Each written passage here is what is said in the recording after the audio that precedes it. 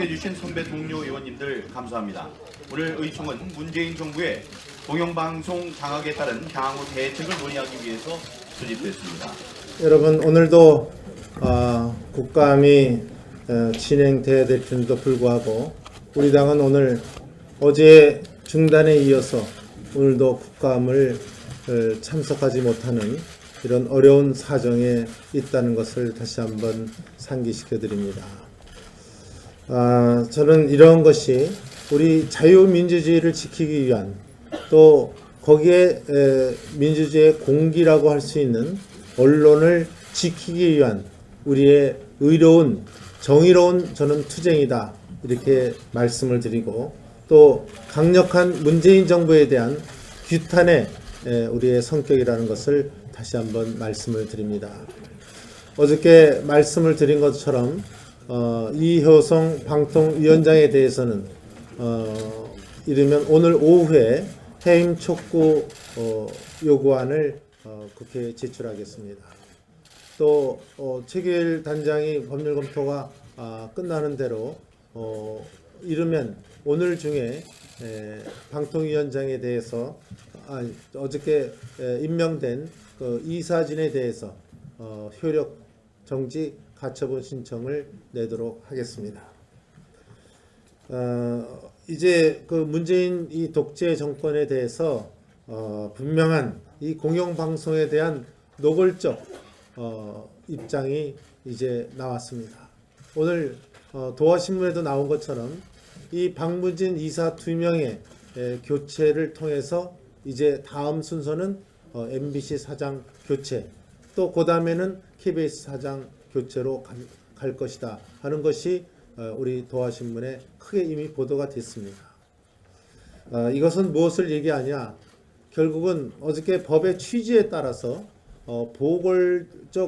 보궐로 선임되는 임원의 임기는 그 자녀 임기로 한다, 이렇게 되어 있는데도 불구하고 이것을 법 취지에 어긋나지 않게, 지금 다시 말씀드리면 박문진 이사 2명에 대해서 우리 당이 추천한 인사를 강압적으로, 그것도 심지어 그 사위 되는 사람까지도 여러 가지 압박을 넣어서, 또 교회 다니는 교회에 벽보를 붙이고 교회에 가서 항의를 하고, 또 살고 있는 아파트에다가도 억압적 행태를 통해서 전혀 타의에 의해서 그만두게 하고, 그 자리에 이제 이 정부가 그 선임한 두 사람을 꼽았습니다. 그래서 저희들로서는 당연히 이러한 두 가지입니다. 하나는 법 취지에 어긋나게 이 사람들이 이것을 한 거, 또 두 번째로는 강압적 또는 외압적의 형태를 통해서 강압적으로 이 두 박문진 이사를 그만두게 하고, 민주당 시나리오에 있는 대로 그것이 이행되고 있는 데 대해서 저희는 지금 강력히 규탄하고 있는 것입니다. 민주당에서는 뭐라고 얘기를 하고 있냐면, 이 여야가 바뀌었기 때문에 이제는 여당 몫으로 그걸 해야 되는 것이 아니냐, 이렇게 하지만 그것은 전혀 임기가 끝난 새로운 그 이사가 선임이 됐을 때는 그 말씀이 일리 있다고 저는 봅니다. 하지만 이번에는 있는 사람을 강압적으로 내쫓고 이제 그 보궐 이사를 선임하는데, 그 자녀 임기를 채우는 보궐 이사를 선임을 하는데, 그거는 이제 우리가 여당이 뺏어와야 된다.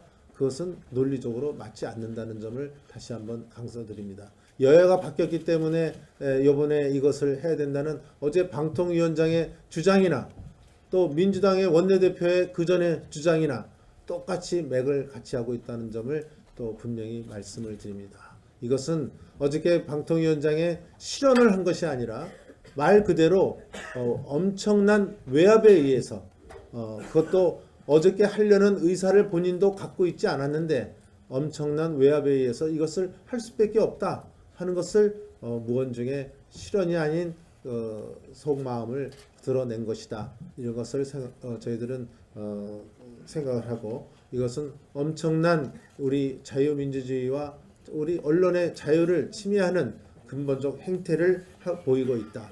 그렇기 때문에 어저께 저는 그 방통위원장을 이 문재인 정부의 꼭두각시 노릇을 하지 마라 이렇게 말씀을 드렸고, 꼭두각시 노릇을 하고 전위대 노릇을 하는 이 방통위원장이 만약 어저께 이 저희 지도부까지 가서 그렇게 얘기를 했는데도 불구하고 이것을 강행했을 때는 여러 가지 본인의 거취 문제부터 이 전국에 경색을 가져온다는 이것을 분명히 경고했는데도 불구하고 이 정부는 그것을 강행을 했습니다.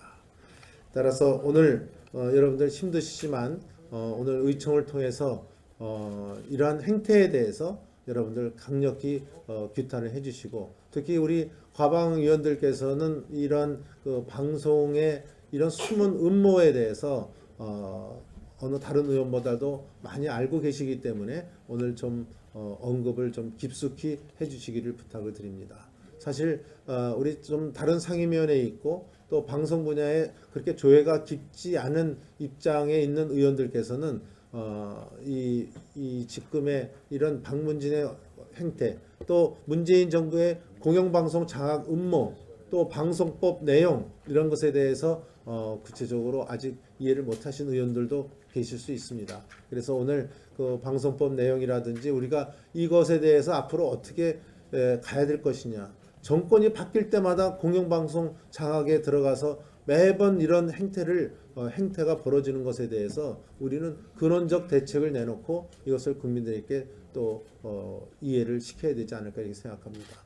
오늘 여러 가지 규탄의 목소리, 또 우리의 대안의 목소리가 퍼져 나와서 지금같이 이루어지는 반민주적, 반헌법적, 반국민적 이런 작태에 대해서 여러분들께서 강력하게 규탄해 주실 것을 다시 한번 말씀을 드립니다. 오늘 좋은 말씀 듣도록 하고, 여러분들 좀 힘드시더라도 되도록 이석하지 마시고 저희들이 이 의총이 정말 우리가 한 마음으로 이루어지는 규탄의 의총이 되도록 좀 노력해 주실 것을 간곡히 부탁드립니다. 고맙습니다. 이명박 정부의 잘못된 원칙을 상속받으면 안 된다. 이게 대표적인 언론 왜곡입니다. 제가 이명박 정부 잘못된 이 언론이 제가 한 발언을 축약하다 보니까 잘못된 원칙이라는 것을 제가 얘기하는 것으로 정합니다. 제가 방통위원장이나 민주당의 국정감사에서 얘기를 한 것은 이 정권이 이명박 정부의 일들을 적폐라고 규정을 하고 그것을 잘못됐다라고 주장을 하면서 다 청산하겠다 하는데, 당신들 그 중에서 편리한 것도 입맛이 맞는 것은 상속받겠다느냐라는 이중성을 제가 지적을 한 겁니다. 그러니까 잘못된 원칙이 아니고 잘못됐다고 당신들이 주장하는 이겁니다. 그러니까 잘못된을 규정하는 주체가 저가 아니고 이 정권이라는 건데, 그 짧게 압축하는 그 단어 하나로 잘못됐다고 규정하는 주어가 바뀌어버리는 것입니다. 이게 이런 표현들이 이 언론을 통해서 조사나 의미나 간단히 한 의미만 해도 의미가 굉장히 달라져 버립니다. 그래서 이 언론 보도가 보다도 좀 정교하게 잘 걸러져야 된다는 그런 점을 다시 한번 말씀드립니다. 즉 나도와 나는 전혀 달라지는 겁니다. 는과 도의 차이 하나만 해도 엄청난 차이가 오기 때문에 좀 더 이 발언자의 그런 발언 의미를 취지가 훼손되지 않게 좀 더 제대로 잘 가다듬어서 정제해서 언론 보도가 되었으면 하는 그런 부탁 말씀 드려봅니다.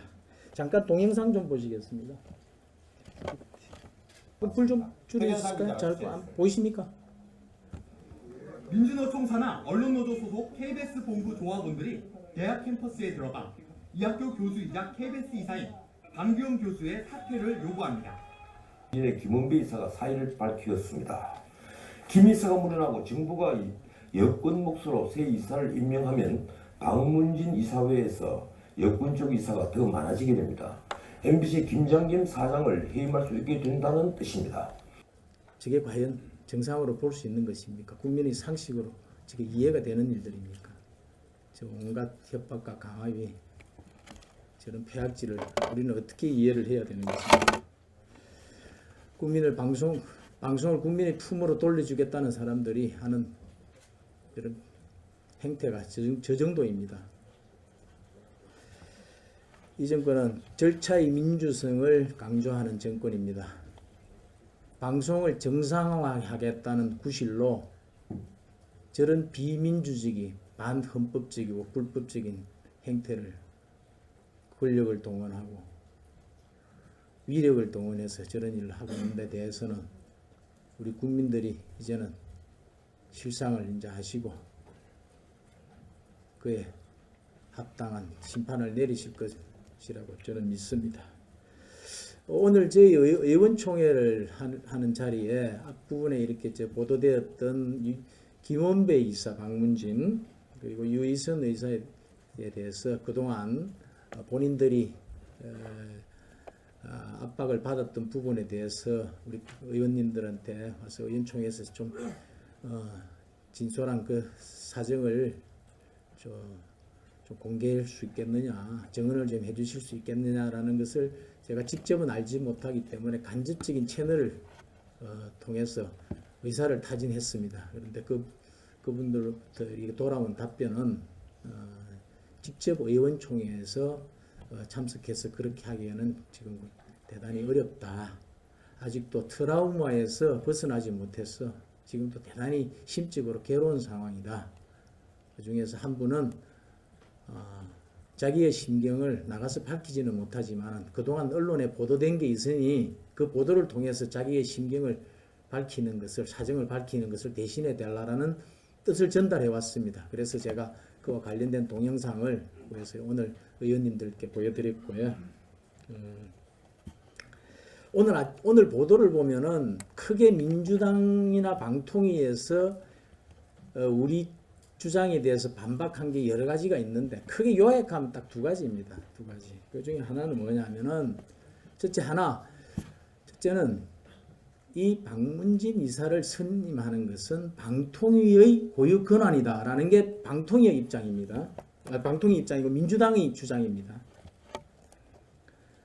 그러면서 민주당은 이게 정치권이 관여할 일이 아니다라는 취지로 얘기를 하죠. 그러나 어저께 우리 항의 방문한 자리에서 이효성 방통위원장은 뭐라고 얘기를 하냐면은 여야가 바뀌면은 여당 추천목은 바뀐 여당이 하는 것이고 야당 추천목은 바뀐 야당이 하는 것이다. 이렇게 얘기를 합니다. 이 주장이 서로 충돌을 합니다. 그리고 이 주장들도 맞지 않습니다. 첫째, 방통위의 고유 권한이라고 얘기하는 이 부분은 그동안 관행으로 해온 거 맞습니다. 법으로는 되어 있지 않는데 관행으로 되어 왔고 그 관행은 지금도 단 한 번 여야의 추천 몫을 정하는 관행은 지금까지 단 한 번도 부정되어 온 것이 없습니다. 이호성 위원장이 그것도 인정을 했고요. 거기다가 민주당은 당론으로 발의를 하고 다른 당 의원이랑 같이 서명 162명의 서명을 받아서 방송법을 제출했는데 거기에는 지금 현행 여야 추천 비율을 6대3으로 하는 것을 숫자를 늘려가지고 7대6으로 하자라는 것을 법으로 명시를 합니다. 관행을 법으로 명시를 하자 그러니까 이 관행은 무시될 수도 없는 관행이고 관행을 더 명확히 법으로 명시하자라는 거기 때문에 이거는 민주당이 주장하는 방통위가 할 일이지 우리는 정치권에서 할 일이 아니다라는 주장은 스스로 이게 모순이 되는 주장이 되는 것입니다. 그리고 방통위의 고유 권한이라고 주장하는 민주당과 여야가 추천한다는 이호성 위원장의 주장을 서로 또 충돌을 하는 것이죠. 서로 막 이 상황을 그냥 물타기를 하려고 하다 보니까 서로 앞뒤가 맞지 않는 것입니다. 손발이 맞지 않고 맞지 않는 2인 삼각 경기를 하고 있는 것입니다. 더군다나 이제 어디서 전례를 이제 뽑아냈습니다. 전례를 뽑아내가지고 뭘 하냐. 과거 이명박 정권 시절에는 그러지 않았느냐. 네. 그 논리를 제가 아까 처음 시작할 때 언론이 왜곡한 제가 이명박 정부의 잘못된 원칙이라는 게 보도가 잘못되었고 잘못됐다라고 이 정권이 주장하는 원칙이라고 제가 바꿔야 된다고 말씀드렸듯이 이 정권은 과거 정권, 전 정권, 전전 정권의 모든 것을 부정을 하지 않습니까? 모든 것이 적폐이고 그래서 다 청산해야 된다는데 자기들 입맛이 맞는 것을 그 하나는 뽑아와가지고 이거는 우리가 상속받겠다. 그 이중성을 제가 꼭 지적을 한 것이고 그 이중성에 대해서는 스스로도 거울을 들여다보면은 앞뒤가 맞지 않는 것이면 자기 자신들도 알 거라고 생각을 합니다. 조금 전에 제가 말씀이 좀 설명이 좀 길어졌는데 저 대표님께서 방송법을 좀 설명을 하라고 그러시는데 지금 너무 긴데 그런 설명을 제가 드려야 되나요? 이런 게 좀 대장안이 나와 있다. 이걸 어떻게 추진해야 되나? 네. 방송법에 대해서 지금 뭐 민주당 쪽에서나 국민의당 쪽에서 주장들이 좀 있습니다. 그런데 방송법이 크게 내용을 핵심은 몇 가지가 핵심만 꼽으면 이런 거 있습니다. 첫째는 지금 조금 전에 말씀드린 그 여야 추천 비율을 6대3으로 되어 있는 구조를 7대6으로 가지고 조금 여야의 격차를 줄이는 안, 그리고 이사의 수를 늘리는 안, 이게 하나가 있고요. 두 번째는 특별다수제라는 게 있습니다. 3분의 2 이상의 찬성으로 의결을 할 수 있던 특별다수제라는 것을 도입을 했습니다. 이것은 사실상 여야 구도로 보면은 만장일치제나 마찬가지인 거죠. 합의제가 되는 것이고 7대6이든 6대3이든 3분의 1을 넘을 수 있는 구조는 아니기 때문에 특별다수제라는 게 있고 그 다음에 이제 노사편성위원회라는 게 있습니다. 노사가 이 보도 편성과 관련해서 반반씩 참여를 해서 노사편성위원회에서 이 여러 가지 보도 프로그램이라든지 여러 가지 그 관련된 방송 프로그램들을 편성하는 권한을 노사가 동등히 가지는 것이 되는 것입니다. 그런데 이 노사편성위원회가 대단히 이제 문제가 많은 조항이기 때문에 그 부분에 대해서 제가 길게 설명을 드리면은 너무 또 길게 하고 앞으로 이 노영 방송의 그 길을 열어놓는 것이다라고 제가 그렇게 일단 규정을 해드리겠습니다. 좀 더 자세하게 설명하려면 좀 또 길기도 하고 해서 그래서 그런 조항들이 기본적으로 갖춰져 있는데 지난번에 그게 지금 지난번에는 여야 간에 그런 접점을 찾지 못했습니다. 여러 가지 그 독소 조항들이 많이 있고 해가지고 그 독소 조항을 해소하지 않는 선에서는 그래서 이제 이번에 그 조항과 관련해가지고 특별다수제라든지 이런 문제가 있는 그 법안을 놓고 지난번 문재인 대통령이 방통위 업무 보고를 받을 때 이런 얘기를 하죠. 이 지금 특별다수제라든지 민주당이 개정한 그런 내용이 되면은 새 사장을 선출하는데도 특별다수제가 도입되기 때문에 여야가 거의 사실상 합의 추천하는 그런 사장 후보를 앞으로는 이제 뽑아야 되고 그러는데 문재인 대통령이 그와 관련해서 앞으로 이 방송법대로 민주당이 제출한 방송법대로 되면은 중립적이고 온건하고 합리적인 사람은 되겠지만은 그 기계 중립적이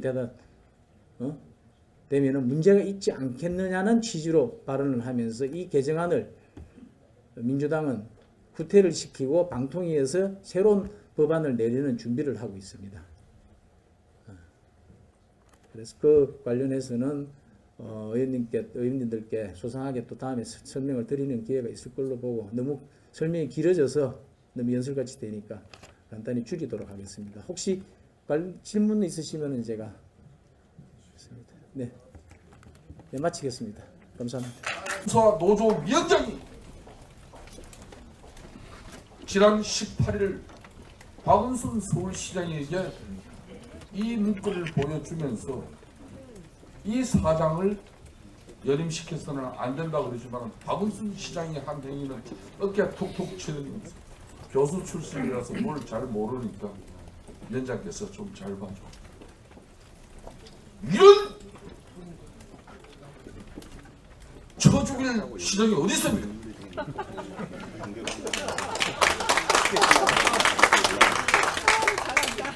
자기는 견인 정권에 의해서 정치적 보복을 당해서 엄청난 가족들과 자신이 고통을 당했기 때문에 정말 힘든 시절을 보냈다고 이렇게 검찰에 고발 행위까지 한 그 당사자가 자기의 최측근 인사가 그리고 자신도 이 문건을 보고서는 이게 블랙리스트인지 뭔지 잘 모르겠다는 그런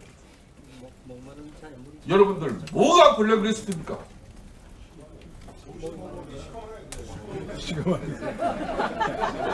저는 지난 2주 전에 당의 정치보복대책특위위원장을 맡고 박연차 640만 불의 불법 자금에 대한 검찰 고발을 했습니다. 여러분들 아시다시피 중수부, 과거 같으면 중수부에서 다뤄야 될 이 엄중한 사안을 서울중앙지검 형사 6부에 배당했습니다. 이 사건을 검찰 캐비넷에 집어넣고 잠재우겠다는 그런 의도가 아니면은 윤석열 중앙지검 오늘 이 목소리를 듣는 순간 적극 특수부로 재배당해서 지난 노무현 정권에서의 640만 불의 국민적 의혹을 해소하는데 이 정권 검찰이 앞장서야 합니다. 역대 부정 비리 혐의로 부당한 불법 자금을 취득한 경우에는 전부 한수 몰수 조치를 취했는데 비단 대한민국에서의 예외가 있는 이 부분은 우리 국민들이 결코 납득할 수 없다는 사실을 오늘 이 자리를 통해서 명백히 밝힙니다. 그리고 야당 탄압 즉각 중단하십시오. 우리 자유한국당 이 야당 의원들이 얼마나 지금 큰 정치적 보복 그리고 사찰 우리가 시달리지 모릅니다. SK텔레콤 통신자료 제공 내역서를 보면은 이거는 적금입니다. 이 정권이 출범하고 난 이후에 무려 7건이나 되는 통신기록 조회가 이루어졌습니다. 여기에 많은 동료 의원들이 이 통신기록 조회가 이루어졌다는 사실 다 알고 있습니다. 문재인 정권 정치보복팀이 즉각 중단해 주십시오. 그렇지 않으면 엄청난 국민적 저항에 이 정권 위태로워질 수밖에 없다는 것을 엄중히 경고합니다. 오늘 우리의 이 국정감사 중된 투쟁은 우리는 정의로운 투쟁이 될 수밖에 없는 것이고 그 정의로운 투쟁의 중심에 우리 의원님들이 서 있습니다. 한치의 대우 허틀림 없이 굳건하게 문재인 정권의 정치보복 사찰 민주주의 유린에 강력하게 싸워나갑니다. 감사합니다. 이 정부가 적폐청산이라고 이야기하는 것을 한마디로 정의하면 약점 잡기 적폐청산이다 이렇게 정의를 하고 싶습니다. 구체적인 사례를 보면은 노무현 대통령 때도 국정과제 당시 개혁 사실상 1호 과제가 검찰개혁이었습니다. 그때 노무현 대통령은 아주 순진하게도 젊은 검사들과의 대화를 이야기해가지고 사실 대화를 했습니다마는 노무현 대통령이 말로 젊은 검사들을 제압을 못했습니다. 오히려 좀 창피당하는 수모를 겪었습니다. 그러자마자 노무현 대통령은 강금실 변호사라 하는 아주 젊은 여자 변호사를 법무부 장관에 갖다 둬가지고 검찰개혁을 추진했습니다마는 원로 검사들의 강력한 반발 때문에 사실상 노무현 대통령 때 검찰개혁은 실패했습니다. 그런데 이 정부는 어떻게 하느냐, 굉장히 스마트하게 하고 있다는 구체적인 사례를 보면은 최순실 그 사태 고생한 사람들이 모여가지고 새 정부가 출발했으니까 회식을 합니다. 그때 이영렬 서울지검장과 안태근 검찰국장 등 여러 이제 실무자들이 모여가지고 그냥 한정식에서 밥 먹고 자기들이 가지고 있는 판공비를 가지고 100만 원씩 나눠줬습니다. 판공비라고 하는 거는 국회의장부터 시작해서 다 나눠 쓰는데 그거를 자기가 안 쓰고 나눠준 걸 그거를 언론에 발표를 해가지고 돈봉투 회식 사건이라고 어마어마한 이름을 갖다 붙이기 시작합니다. 그러니까 일반 국민들은 검찰이 엄청난 부정한 돈을 받아가지고 나눠주는 집단으로 알게 되고, 그렇게 나오니까 바로 이어가지고 검찰개혁이란 이 큰 과제를 들고 나왔을 때 일반 국민들이 검찰은 부도덕하게 현금이나 나눠 쓰는 그런 집단으로 매도당합니다. 바로 약점을 잡아가지고 검찰개혁에 대해서 반대하는 것을 못하도록 합니다. 똑같은 사례를 약점 잡기 식으로 이야기를 하면은, 여러분들이 지금도 아마 이군 사령관 박찬주 대장이 공관병 갑질 사건으로 굉장히 나쁜 사람으로 아마 여러분들 알고, 저도 그분은 기본적으로 굉장히 나쁜 사람이라고 실제 저도 그렇게 생각합니다. 그런데 제가 알기로는 박찬주 대장의 공관병 갑질은 전 정부 때부터 이미 군 기무사를 통해 가지고 다 알고 있는 사태인데 그것이 왜 나왔는가? 그게 중요합니다. 송영무 국방부 장관이 해군 출신입니다. 그러자마자 바로 이어가지고 합참의장을, 정경두 합참의장이 공군 출신입니다. 그러니까 그때 당시 육군 출신을 중심으로 해가지고 강력하게 저항하는 분위기가 일어나자마자 바로 발표한 것이 박찬주 2군 사령관의 공관병 갑질입니다. 그러니까 육군들이 찍소리 못하고 그걸로 이제 주저앉았습니다. 자, 이 정부가 하는 방법들이 항상 그렇습니다. 먼저 상대방의 약점을 하나 잡고 이 약점을 잡을 때 본인이 맞지 않고 언론을 먼저 터뜨리거나 아니면은 자기들 구성원이라고 표현하지만 사실상 민노총이라 이런 사람들에게 어떻게 자료를 흘려가지고 먼저 공격을 하고, 그러고 나면은 어쩔 수 없이 여론에 밀리는 방법으로 거기서 검찰이나 경찰이나 감사원을 동원합니다. 구체적인 사례를 좀 더 보겠습니다.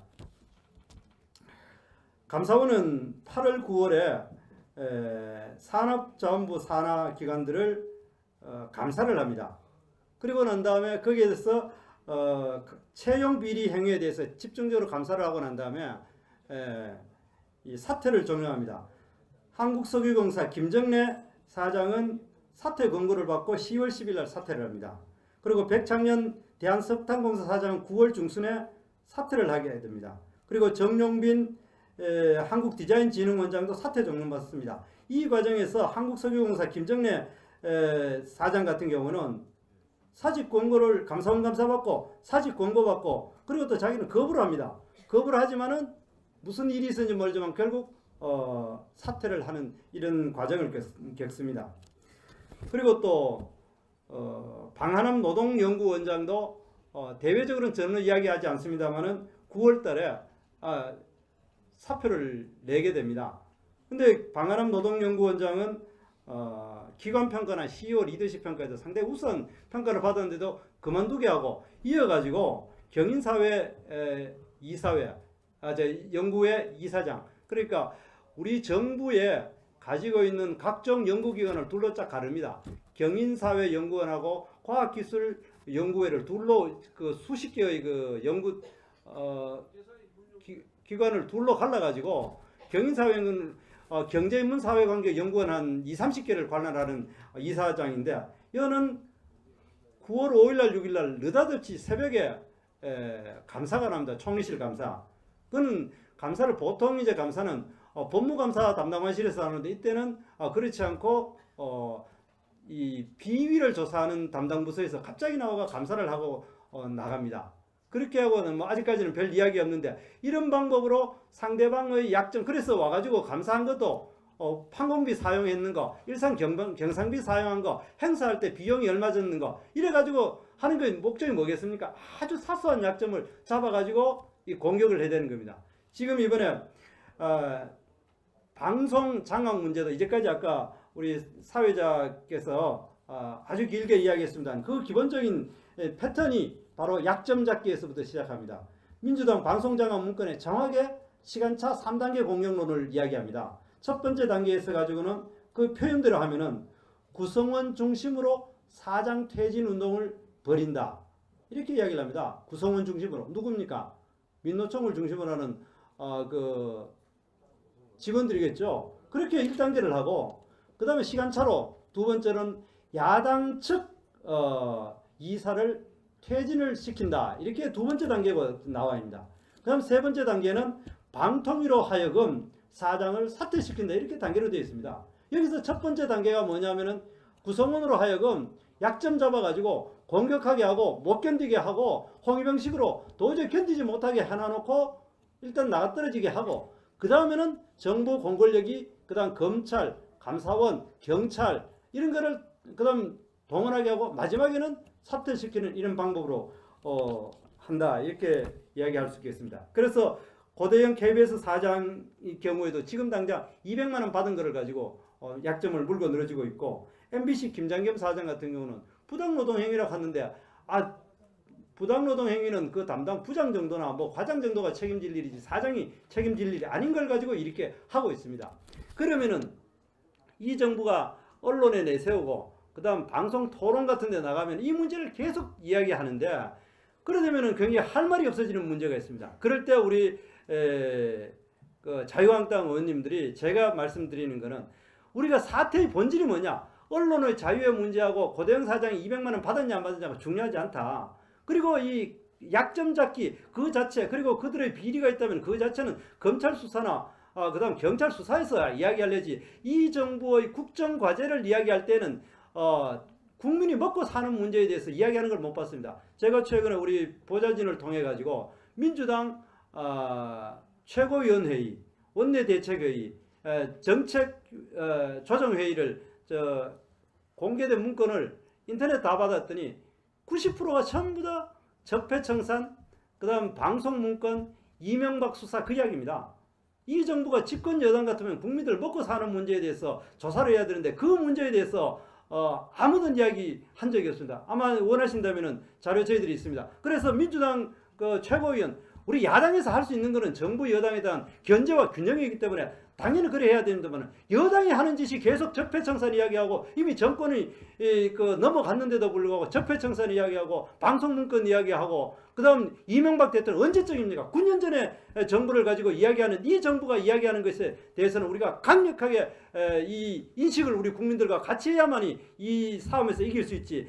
그들이 제기하는 작은 전선 그러니까 약점 잡히는 것을 가지고 자꾸 논쟁을 하기 시작하고 그게 이야기한다면 우리가 절대 이기지도 못하고 또 대의명분에서 밀린다. 그 이야기를 제가 드리고 싶습니다. 그래서 이 정부의 항상 문제를 제기할 때는 노무현 대통령 같이 그렇게 정면승부로 그 다음 순진하게 하는 것이 아니라 먼저 가장 작은 약점을 잡아가지고 꼼짝 못하는 약점 잡아가지고 상대방이 꼼짝 못하게 하고 그 다음 정부 기관을 통해 가지고 권력 기관을 통해 공격하는 이 방법에 대해서는 우리가 그렇게 하는 본질을 우리가 꿰뚫어 볼 때에 이 문제에 대해서는 국민적 공감대를 이룰 수 있다 이렇게 주장하고자 합니다. 이상입니다.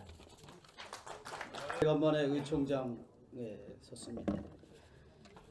최근 서울중앙지검의 각종 기관에서 권력기관과 청와대에서 의뢰한 사건으로 착수한 수사 리스트를 몇 가지만 언급하면 국정원에서 8월 21일, 9월 1일, 9월 14일 3회에 걸쳐서 민간인 댓글부대 의혹 관련 그 팀장들 30여 명 수사 의뢰했고 댓글 의혹 관련해서 추가로 18명 그리고 MB정부 당시 문화예술계 블랙리스트 활동 관련해서 원세훈 전 원장 등 수사 의뢰했고 또 박원순 서울시장 제안 문건 관련해서 이명박 전 대통령을 고발했고 다시 또 국정원이 9월 29일 날 정부 비판 세력 제압 활동 관련해서 다시 수사를 의뢰했습니다. 교육부에서는 10월 11일 날 역사교과서 국정화 관련 찬성 여론을 조작한 의혹만을 딱 선별해서 수사 의뢰를 했고 청와대가 세월호 상황 일지 조작 의혹 수사 의뢰했습니다. 국정원이 다시 10월 19일 날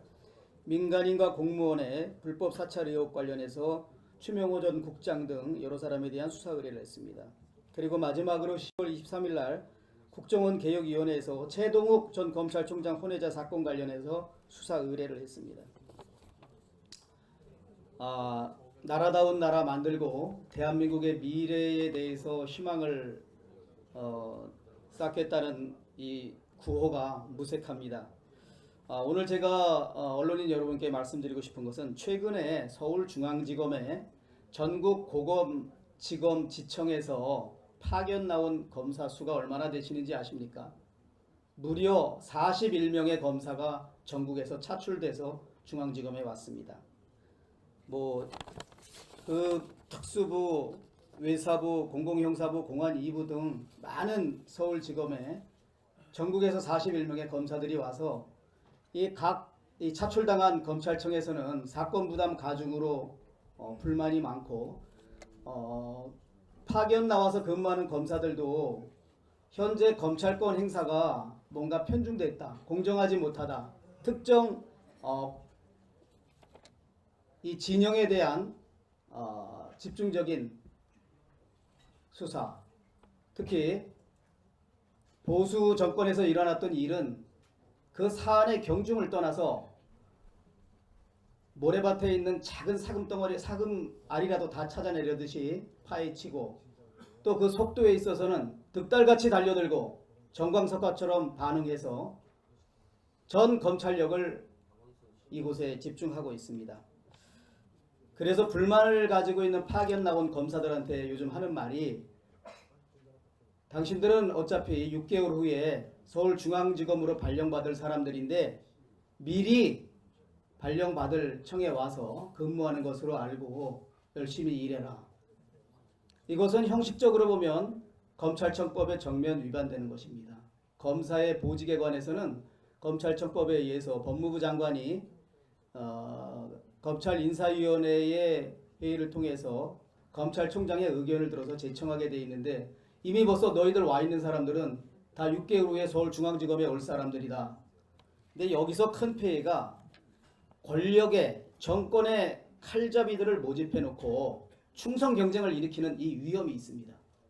너희들이 여기 와서 지금 파견 나와서 제대로 된 정권의 입맛에 맞는 수사를 제대로 할 때는 중앙지검으로 발령을 날 것이고, 지금 와서 근무하지만 그런 수사의 성과를 내지 못할 때는 그렇지 않을 것이다라는 이 사실상 충성 강요 내지 정권의 충성 강요를 하는 이 현실은 우리 검찰청법의 정면으로 위배되는 행위다, 이런 생각을 합니다. 아까 김성태 의원께서도 적절히 지적한 것처럼 국민들은 그 이전 정부에서 일어난 많은 거대한 부패, 권력형 비리, 그거 규명해서 단죄하고 범죄 수익이 있으면 전액 국고 환수해야 된다는 것이 국민들이 가지고 있는 생각이라고 저는 확신합니다. 그리고 또한 그 과거 적폐에 대해서 수사를 해서 청산을 할 때, 바로잡을 때, 그것은 어느 정권이든 어느 정권에서 일어난 범죄 행위든 구별을 둬서는 안 된다. 다시 말해서 성역이 있어서는 안 된다라는 것이 대한민국 국민의 생각입니다. 저희 당에서 고발한 것과 같이 노무현 전 대통령 일가의 640만 불은 2007년 6, 7월경부터 2008년 2월경 사이에 3회 내지 4회에 걸쳐서 수수된 것입니다. 그리고 명백한 것은 2007년 12월 21일 날 형사소송법 개정으로 공소시효에 관한 규정이 개정됐기 때문에 2008년 2월 달에 수수한 뇌물에 대해서는 공소시효가 15년이기 때문에 아직도 한참 남아 있습니다. 그리고 그 이전에 2, 3회에 걸친 뇌물 수수와 2008년 2월 달의 수수가 뇌물을 제공한 사람도 태광실업 박연차 회장 한 사람이고 받은 대상도 노무현 전 대통령을 보고 준 겁니다. 다만 금품 수수 방법을 정상문 총무비서관을 통해서 주거나 가족에게 주거나 가족이 제공한 홍콩에 있는 비밀 계좌로 여러 단계에 걸쳐서 송금을 한 범행 수법만 차이가 있을 뿐입니다. 그렇다면 우리 여기 법조인들은 잘 아시는 것처럼 포괄적 일제에 해당됩니다. 뇌물 공여자가 뇌물 수수하는 공무원한테 일정한 의사에 의해서 계속해서 준다는 것은 전체를 포괄적 일제를 볼 수 있습니다. 그러면 마지막 뇌물 수수한 2008년 2월 달에 수수가 공소시효가 남아있기 때문에 그 이전에 한 것도 포괄적이라면 일제가 되면 전체가 공소시효가 남아있다는 것입니다. 그래서 이것은 반드시 검찰에서 수사 의지를 밝히고 국민들한테 검찰권 행사가 공정하고 형평성 있게 하려면 특수부에 배당돼서 해야 되고, 지금 그 서류는 우리가 새로 수사를 게 아니라 대검의 그 수사 서류는 그대로 정확히 보존돼 있습니다. 열람에서 보면은 충분히 어느 누구를 기소해야 되고 또 범죄 수익에 대해서는 어떻게 환수해야 되는지 자명한 일입니다. 대한민국 국민들께서 대통령이 그 비서관이나 가족을 통해서 약 80억 원의 현금을 받은 것을 더 비난하겠습니까? 또 다른 여러 가지를 비난하겠습니까? 다 비난받지만 최고 권력자가 자기 집사와 같은 총무비서관이나 가족을 통해서 또는 홍콩에 비밀로 개설된 외국 계좌를 통해서 이 80억 원의 돈을 받았다 그러면 우리 국민들이 정말 이것을 더 가장 경악할 것이고, 이 범행에 대해서 분노하고 이거부터 적폐청산 국민들한테 소상히 밝혀야 된다고 저는 확신을 합니다. 두 번째, 노무현 대통령이 대통령에서 물러난 이후인 2009년 1월 달에 만원짜리 13억, 저 수사할 때 만원짜리 1억 양쪽에 들어갔어요. 너무나 무겁습니다. 만원권 지폐로 현금으로 13억 원을 만들어서 첩보영화 내지 간첩이 접선하듯이, 마약 거래상들이 비밀리에 접선하듯이 과천에 있는 전철역 앞 인근 비닐하우스에서 전혀 모르는 사람과 모르는 사람이 만나서 만원권 13억 원을 사과상자 7박스를 해서 주고받습니다. 이것은 전형적인 환치기를 위한 것입니다. 그 돈을 13억을 주고받은 이유는 노무현 대통령의 딸 노정현 씨와 권양숙 여사님이 서로 합의하고 공모해서 미국에 있는 뉴저지 허드슨강 옆에 있는 호화주택 240만 불 주택을 구입하는 중도금으로 지급을 합니다. 윤석열 검사가 수사해서 판결까지 다 유죄가 났는데, 그 부동산을, 그 호화주택을 매도한 사람이 중도금을 독촉하자 노정현 씨가 이렇게 그 사람한테 답변을 합니다. 한국에서 현금으로 받아가면 지급할 수 있다. 그에 따라서 그 주택을 판 사람이 한국에서 현금을 실질적으로 받을 사람을 물색한 다음에 오케이 해가지고 그 사람 핸드폰을 주고, 또 권양숙 여사는 어떤 특정 50대 중반의 남자를 통해서 그 현금을 싣고 가서 그 매도인이 제시한 그 사람을 만나서 접선하듯이 접선해서 돈을 주고 받습니다. 판결문에도 왜 범행의 죄질이 안 좋다고 노정현 씨한테 판결을 했냐면, 판결 이유를 보면 외국에 주택을 구입한 사실이 드러날 것을 감추기 위해서 현금으로 한국에서 이렇게 외국한 거래법을 위반해서 행위를 했다. 그렇기 때문에 전직 대통령의 자녀로서 이러한 범행을 한 것은 상당히 죄질이 나쁘다.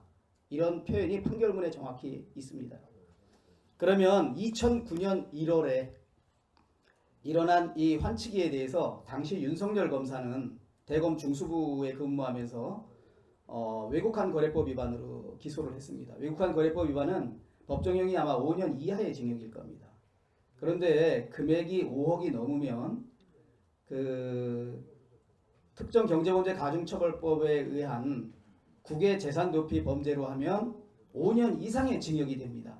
그렇다면 그 범행도 공소시효가 10년이기 때문에 2009년 1월 달에 환치기 범행으로부터 10년을 하면 2019년 1월까지가 공소시효가 됩니다.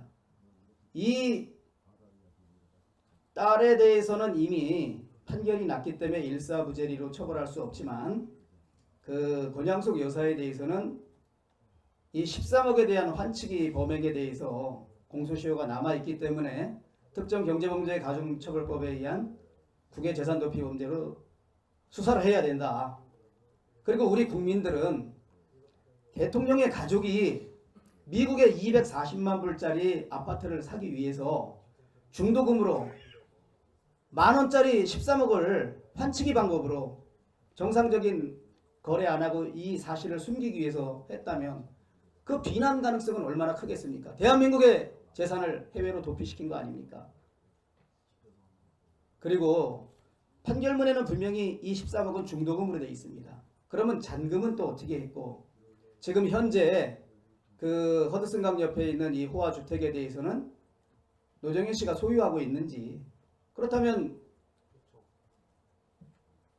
환수를 해야 되는 문제가 또 생기지 않습니까? 이런 것에 대해서 국민들은 정말 저는 알고 싶어 할 거라고 생각이 듭니다.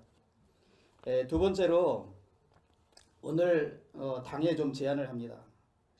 이 아까 박대출 의원님이 PPT를 통해서 보여주신 것처럼 언론 노조원들의 도를 넘는 협박행위, 그리고 두 번째 YTN에서의 허위사실 보도, 그것에 대해서 고발을 해야 된다고 생각합니다.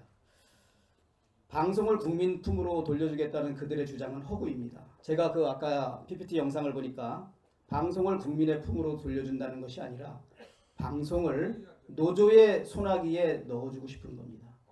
그래서 방송과 언론을 노조의 손아귀에 넣어서 우리 권력을 위한 정말 나팔수로 전락시키고 그 장기 집권, 그리고 우리 보수 세력의 괴멸을 기획하고 있다라는 의심을 지울 수가 없습니다. 그래서 반드시 이 부분에 대해서 의원님들의 의견을 모아서 고발해 주셨으면 좋겠다는 생각이 듭니다.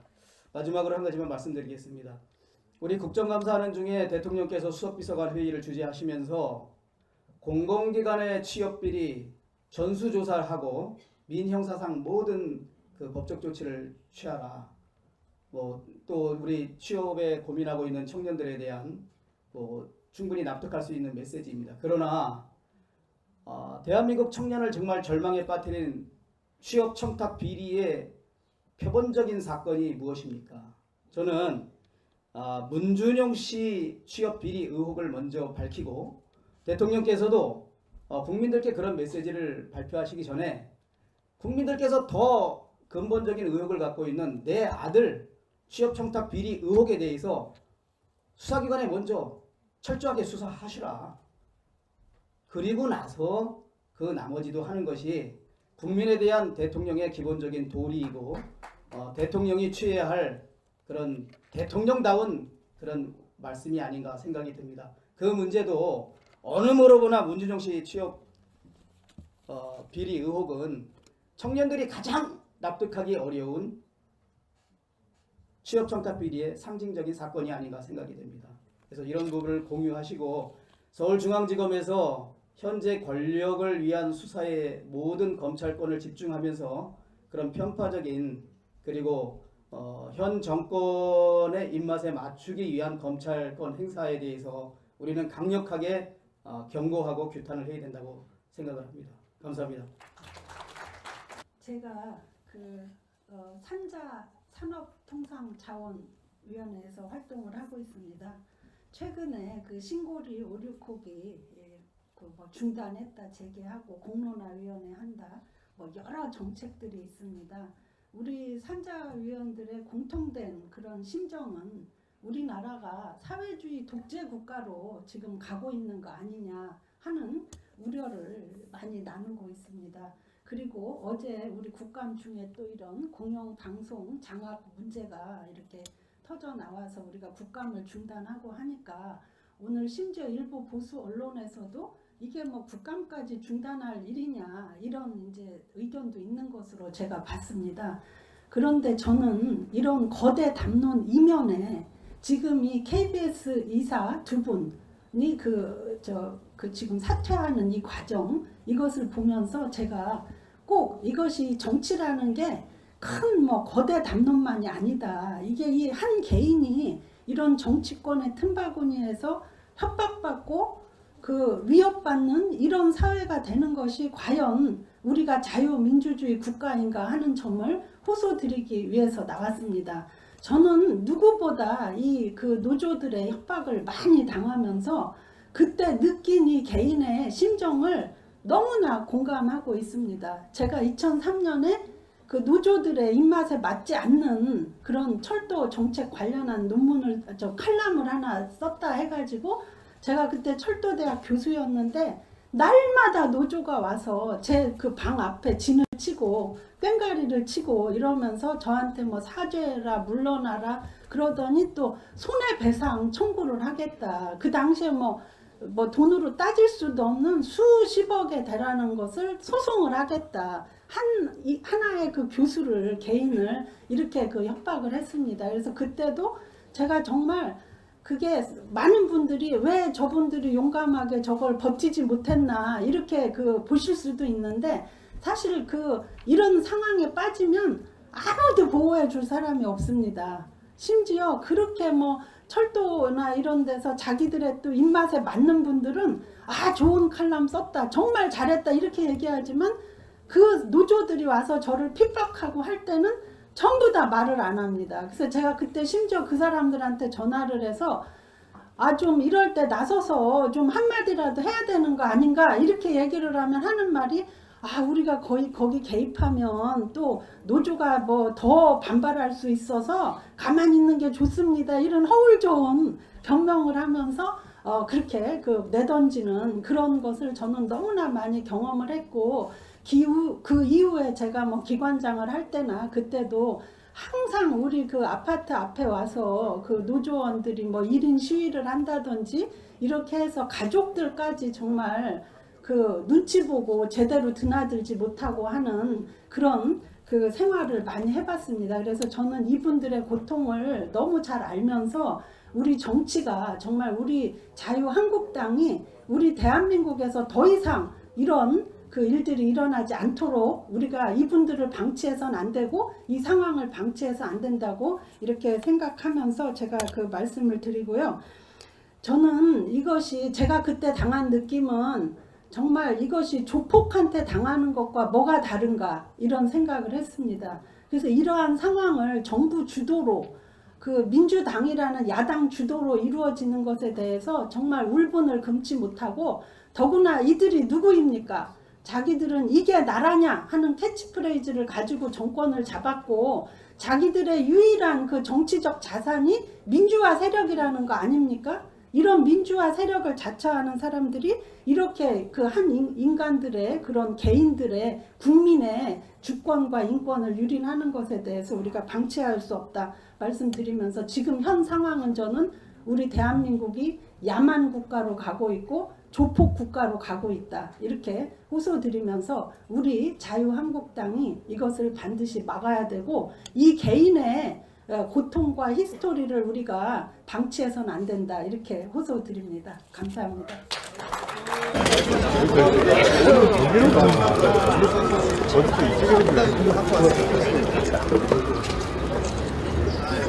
우리는 사회 압박은 인권 유린, 민주주의 유린이다.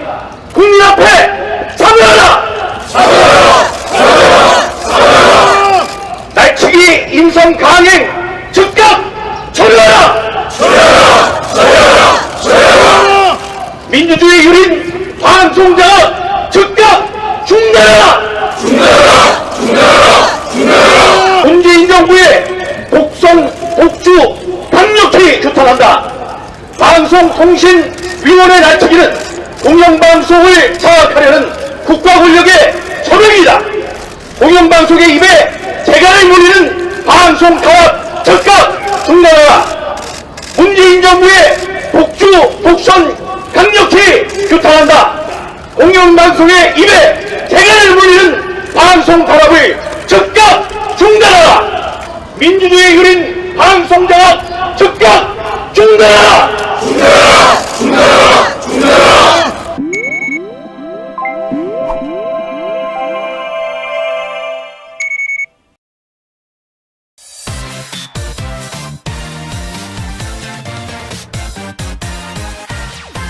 의총에 참석해주신 선배 동료 의원님들 감사합니다.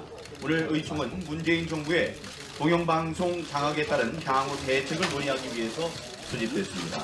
여러분, 오늘도 국감이 진행돼야 될 텐데도 불구하고 우리 당은 오늘 어제 중단에 이어서 오늘도 국감을 참석하지 못하는 이런 어려운 사정에 있다는 것을 다시 한번 상기시켜 드립니다.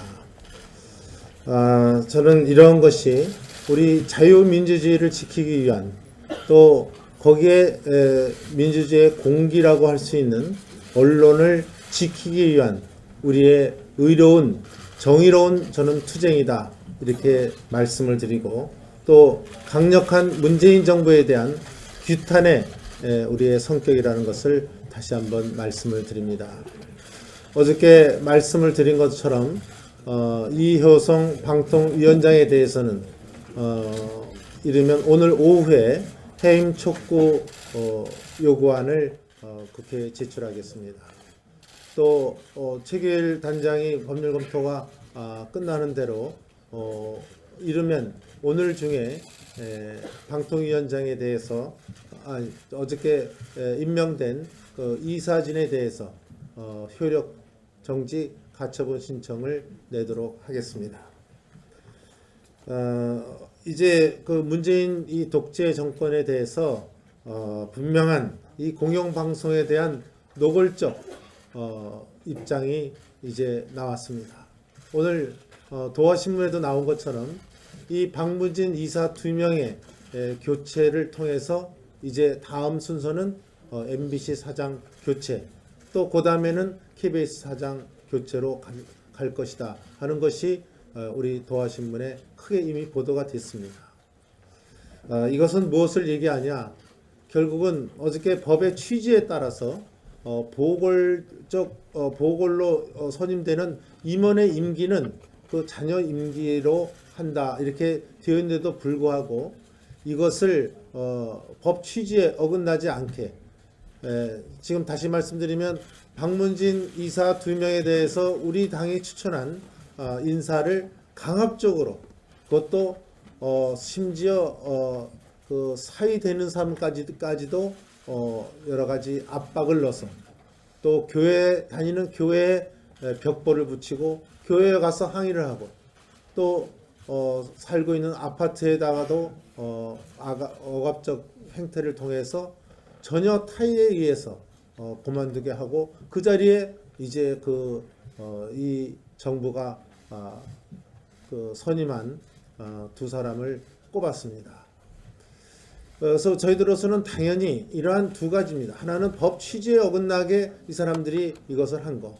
또 두 번째로는 강압적 또는 외압적의 형태를 통해서 강압적으로 이 두 박문진 이사를 그만두게 하고 민주당 시나리오에 있는 대로 하고 여러분들 좀 힘드시더라도 되도록 이석하지 마시고 저희들이 이 의총이 정말 우리가 한 마음으로 이루어지는 규탄의 의총이 되도록 좀 노력해 주실 것을 간곡히 부탁드립니다. 고맙습니다. 이명박 정부의 잘못된 원칙을 상속받으면 안 된다. 이게 대표적인 언론 왜곡입니다. 제가 이명박 정부 잘못된 이 언론이 제가 한 발언을 축약하다 보니까 잘못된 원칙이라는 것을 제가 얘기하는 것으로 정합니다. 제가 방통위원장이나 민주당의 국정감사에서 얘기를 한 것은 이 정권이 이명박 정부의 일들을 적폐라고 규정을 하고 그것을 잘못됐다라고 주장을 하면서 다 청산하겠다 하는데 당신들 그 중에서 편리한 것 입맛이 맞는 것은 상속받겠다느냐라는 이중성을 제가 지적을 한 겁니다.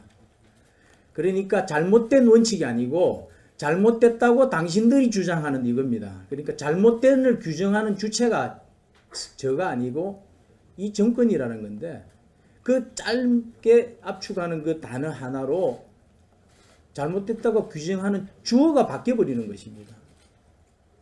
이게 이런 표현들이 이 언론을 통해서 조사나 의미나 간단히 한 의미만 해도 의미가 굉장히 달라져 버립니다. 그래서 이 언론 보도가 보다도 좀 정교하게 잘 걸러져야 된다는 그런 점을 다시 한번 말씀드립니다. 즉 나도와 나는 전혀 달라지는 겁니다. 는과 도의 차이 하나만 해도 엄청난 차이가 오기 때문에 좀 더 이 발언자의 그런 발언 의미를 취지가 훼손되지 않게 좀 더 제대로 잘 가다듬어서 정제해서 언론 보도가 되었으면 하는 그런 부탁 말씀 드려봅니다. 잠깐 동영상 좀 보시겠습니다. 불 좀 줄이실까요? 잘 보이십니까? 민주노총 산하 언론노조 소속 KBS 본부 조합원들이 대학 캠퍼스에 들어가 이 학교 교수이자 KBS 이사인 방규영 교수의 사퇴를 요구합니다. 이내 김원배 이사가 사의를 밝혔습니다. 김 이사가 물러나고 정부가 여권 몫으로 새 이사를 임명하면 박문진 이사회에서 여권 쪽 이사가 더 많아지게 됩니다. MBC 김장김 사장을 해임할 수 있게 된다는 뜻입니다. 저게 과연 정상으로 볼 수 있는 것입니까? 국민의 상식으로 저게 이해가 되는 일들입니까? 저 온갖 협박과 강압이 저런 폐악질을 우리는 어떻게 이해를 해야 되는 것입니까? 국민을 방송을 국민의 품으로 돌려주겠다는 사람들이 하는 이런 행태가 저 정도입니다. 이 정권은 절차의 민주성을 강조하는 정권입니다. 방송을 정상화하겠다는 구실로 저런 비민주적이 반헌법적이고 불법적인 행태를 그것이 이행되고 있는 데 대해서 저희는 지금 강력히 규탄하고 있는 것입니다. 민주당에서는 뭐라고 얘기를 하고 있냐면 이 여야가 바뀌었기 때문에 이제는 여당 몫으로 그걸 해야 되는 것이 아니냐 이렇게 하지만 그것은 전혀 임기가 끝난 새로운 그 이사가 선임이 됐을 때는 그 말씀이 일리 있다고 저는 봅니다. 하지만 이번에는 있는 사람을 강압적으로 내쫓고 이제 그 보궐 이사를 선임하는데 그 잔여 임기를 채우는 보궐 이사를 선임을 하는데 그거는 이제 우리가 여당에게 뺏어와야 된다.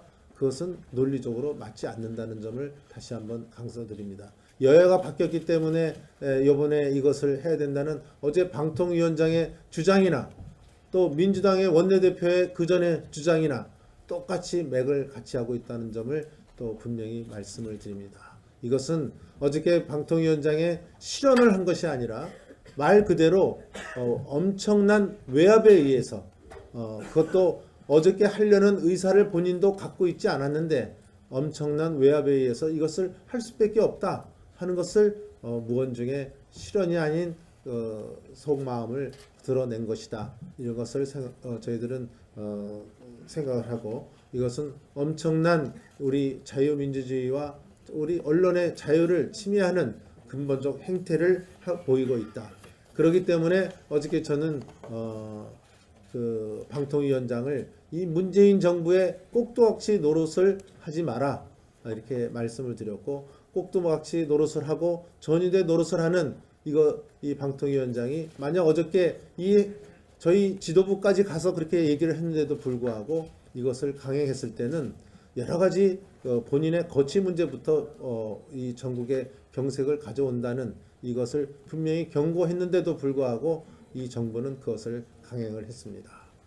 따라서 오늘 여러분들 힘드시지만 오늘 의총을 통해서 이러한 행태에 대해서 여러분들 강력히 규탄을 해주시고 특히 우리 과방위원들께서는 이런 그 방송의 이런 숨은 음모에 대해서 어느 다른 의원보다도 많이 알고 계시기 때문에 오늘 좀 언급을 좀 깊숙이 해주시기를 부탁을 드립니다. 사실 우리 좀 다른 상임위원회에 있고 또 방송 분야에 그렇게 조예가 깊지 않은 입장에 있는 의원들께서는 이 지금의 이런 박문진의 행태 또 문재인 정부의 공영방송 장악 음모 또 방송법 내용 이런 것에 대해서 구체적으로 아직 이해를 못하신 의원들도 계실 수 있습니다. 그래서 오늘 그 방송법 내용이라든지 우리가 이것에 대해서 앞으로 어떻게 가야 될 것이냐 정권이 바뀔 때마다 공영방송 장악에 들어가서 매번 이런 행태가 벌어지는 것에 대해서 우리는 근원적 대책을 내놓고 이것을 국민들에게 또 이해를 시켜야 되지 않을까 이렇게 생각합니다. 오늘 여러 가지 규탄의 목소리 또 우리의 대안의 목소리가 퍼져 나와서 지금같이 이루어지는 반민주적, 반헌법적, 반국민적 이런 작태에 대해서 여러분들께서 강력하게 규탄해 주실 것을 다시 한번 말씀을 드립니다. 오늘 좋은 말씀 듣도록 될 수도 없는 관행이고 관행을 다 더 명확히 법으로 명시하자라는 거기 때문에 이거는 민주당이 주장하는 방통위가 할 일이지 우리는 할 일, 정치권에서 할 일이 아니다라는 주장은 스스로 이게 모순이 되는 주장이 되는 것입니다. 그리고 방통위의 고유권한이라고 주장하는 민주당과 여야가 추천한다는 이호선 위원장의 주장은 서로 또 충돌을 하는 것이죠. 서로 막 이 상황을 그냥 물타기를 하려고 하다 보니까 서로 앞뒤가 맞지 않는 것입니다. 손발이 맞지 않고 맞지 않는 2인 삼각 경기를 하고 있는 것입니다. 더군다나 이제 어디서 전례를 이제 뽑아냈습니다. 전례를 뽑아내가지고 뭘 하냐. 과거 이명박 정권 시절에는 그러지 않았느냐. 네. 그 논리를 제가 아까 처음 시작할 때 언론이 왜곡한 제가 이명박 정부의 잘못된 원칙이라는 게 보도가 잘못되었고 잘못됐다라고 이 정권이 주장하는 원칙이라고 제가 바꿔야 된다고 말씀드렸듯이 이 정권은 과거 정권, 전 정권의 모든 것을 부정을 하지 않습니까? 모든 것이 적폐이고 그래서 다 청산해야 된다는데 자기들 입맛이 맞는 것을 그 하나는 뽑아와가지고 이거는 우리가 상속받겠다. 그 이중성을 제가 꼭 지적을 한 것이고 그 이중성에 대해서는 스스로도 거울을 들여다보면은 앞뒤가 맞지 않는 것이면 자기 자신들도 알 거라고 생각을 합니다. 조금 전에 제가 말씀이 좀 설명이 좀 길어졌는데 저 대표님께서 방송법을 좀 설명을 하라고 그러셨는데 지금 너무 긴데 그런 설명을 제가 드려야 되나요? 이런 게 이제 좀 대장안이 나와 있다. 이걸 어떻게 추진해야 되나? 네. 방송법에 대해서 지금 뭐 민주당 쪽에서나 국민의당 쪽에서 주장들이 좀 있습니다. 그런데 방송법이 크게 내용을 핵심은 몇 가지가 핵심만 꼽으면 이런 거 있습니다. 첫째는 지금 조금 전에 말씀드린 그 여야 추천 비율을 6대3으로 되어 있는 구조를 7대6으로 가지고 조금 여야의 격차를 줄이는 안, 그리고 이사의 수를 늘리는 안, 이게 하나가 있고요. 두 번째는 특별다수제라는 게 있습니다. 3분의 2 이상의 찬성으로 의결을 할 수 있던 특별다수제라는 것을 도입을 했습니다. 이것은 사실상 여야 구도로 보면은 만장일치제나 마찬가지인 거죠. 합의제가 되는 것이고 7대6이든 6대3이든 3분의 1을 넘을 수 있는 구조는 아니기 때문에 이 특별다수제라는 게 있고 그 다음에 이제 노사편성위원회라는 게 있습니다. 노사가 이 보도 편성과 관련해서 반반씩 그 참여를 해서 노사편성위원회에서 이 여러 가지 보도 프로그램이라든지 여러 가지 그 관련된 방송 프로그램들을 편성하는 권한을 노사가 동등히 가지는 것이 되는 것입니다. 그런데 이 노사편성위원회가 대단히 이제 문제가 많은 조항이기 때문에 그 부분에 대해서 제가 길게 설명을 드리면은 너무 또 길게 하고 앞으로 이 노영 방송의 그 길을 열어놓는 것이다라고 제가 그렇게 일단 규정을 해드리겠습니다. 좀 더 자세하게 권력을 동원하고 위력을 동원해서 저런 일을 하고 있는 데 대해서는 우리 국민들이 이제는 실상을 이제 아시고 그에 합당한 심판을 내리실 것이라고 저는 믿습니다. 오늘 저희 의원총회를 하는 자리에 앞부분에 이렇게 보도되었던 김원배 이사 방문진 그리고 유희선 의사에 대해서 그동안 본인들이 압박을 받았던 부분에 대해서 우리 의원님들한테 와서 의원총회에서 좀 진솔한 그 사정을 좀 공개할 수 있겠느냐, 증언을 좀 해주실 수 있겠느냐라는 것을 제가 직접은 알지 못하기 때문에 간접적인 채널을 통해서 의사를 타진했습니다. 그런데 그분들로부터 돌아온 답변은 직접 의원총회에서 참석해서 그렇게 하기에는 지금 대단히 어렵다. 아직도 트라우마에서 벗어나지 못해서 지금도 대단히 심적으로 괴로운 상황이다. 그 중에서 한 분은 자기의 심경을 나가서 밝히지는 못하지만 그동안 언론에 보도된 게 있으니 그 보도를 통해서 자기의 심경을 밝히는 것을, 사정을 밝히는 것을 대신해 달라는 뜻을 전달해 왔습니다. 그래서 제가 그와 관련된 동영상을 그래서 오늘 의원님들께 보여드렸고요. 오늘 보도를 보면은 크게 민주당이나 방통위에서 우리 주장에 대해서 반박한 게 여러 가지가 있는데 크게 요약하면 딱 두 가지입니다. 두 가지. 그 중에 하나는 뭐냐면은 첫째는 이 박문진 이사를 선임하는 것은 방통위의 고유 권한이다라는 게 방통위의 입장입니다. 방통위 입장이고 민주당의 주장입니다. 그러면서 민주당은 이게 정치권이 관여할 일이 아니다라는 취지로 얘기를 하죠. 그러나 어저께 우리 항의 방문한 자리에서 이효성 방통위원장은 뭐라고 얘기를 하냐면은 여야가 바뀌면은 여당 추천목은 바뀐 여당이 하는 것이고 야당 추천목은 바뀐 야당이 하는 것이다. 이렇게 얘기를 합니다. 이 주장이 서로 충돌을 합니다. 그리고 이 주장들도 맞지 않습니다. 첫째, 방통위의 고유 권한이라고 얘기하는 이 부분은 그동안 관행으로 해온 거 맞습니다. 법으로는 되어 있지 않는데 관행으로 되어 왔고 그 관행은 지금도 단 한 번 여야의 추천 몫을 정하는 관행은 지금까지 단 한 번도 부정되어 온 것이 없습니다. 이효성 위원장이 그것도 인정을 했고요.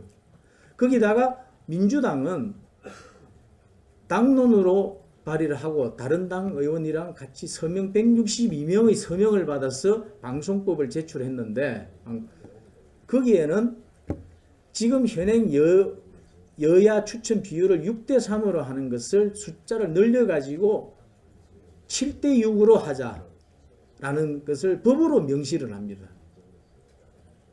관행을 법으로 명시를 하자 그러니까 이 관행은 무시